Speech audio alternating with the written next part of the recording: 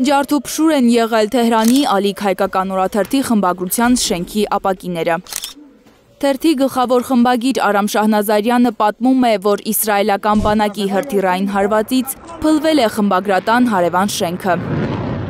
Մահացու հարվածի ալիքը հասել է նաև խմբագրատանը, որտեղ վնասները միայն նյութական են։ Զոհեր կա, բայց բարեբախտաբար ալիքին ոչ մի բան չի պատահել։ Ցավոք շատ զոհեր ու վիրավորներ կան, վայրենություն էր, բառի ամենաբուն իմաստով վայրենություն։ Հրթիռակոծության պահին խմբագրությունում ոչ ոք չի եղել։ Աշխատակիցներն արդեն տուն գնացած են եղել։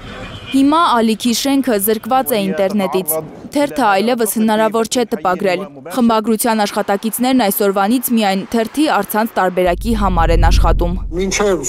այդ վնասը վերականգնելը, ապակիները, պատուհանների ապակիները վերականգնելը, ինտերնետի վերականգնելը շենքինը, տպագիր տարբերակ չենք ունենա, միայն on-line կլինենք, կայք և ինստագրամային։ Մեր հայրենակիցների կյանքը վտանգված է նաև Իսրայելում։ Հայերը առաջին անհրաժեշտության իրերով լի մի պայուսակ են պահում դռան մոտ։ Երբ հրթիռակոծությունից րոպեներ առաջ զգուշացնող հաղորդագրություն են ստանում իրենց հեռախոսներին, վերցնում են պայուսակներն ու ապաստարան իջնում։ Իսրայելաբնակ մեր հայրենակից Մաքսիմ Սարգսյանը կիրակի մինչև կեսգիշեր ապաստարանում է մնացել։ Իմ շենքի ներքևում վարսավիրանոց կա այդտեղ պատուհաններն էին, ապակիները այսպես տրաքել էին այդ ձայնային ալիքից ու մի հարկ վերև այսպես այդ պատուհանների պլաստիկ մասն էր կոտրվել, նույնպես ձայնային ալիքից, քանի որ դա մի քանի փողոց այն կողմ էր։ Այս պահին բարեբախտաբար իմ շենքը դեռ չի վնասվել։ Մաքսիմը, որ արդեն 8 տարի է Թել Ավիվում է ապրում, պատմում է, որ հայկական համայնքում խոճապային տրամադրություններ չկան։ Այստեղ, ասենք, տարիներ ապրող մարդիկ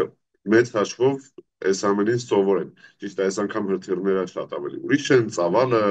հզորությունը եւ այլն, ու բնականաբար լարվածություն որոշակի կա։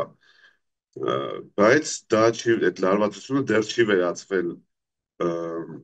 խոճապի։ 17 հայ զբոսաշրջիկ մի քանի օր է չի կարողանում Հայաստան վերադառնալ։ Իսրայելում Հայաստանի դեսպանը դիմել է իսրայելական կառավարություն, խնդրելով աջակցել հայ զբոսաշրջիկների անվտանգ տարհանմանը։ Լանա Ամբարձումյան, Նորայր Հակոբյան, Հայլուրի համար։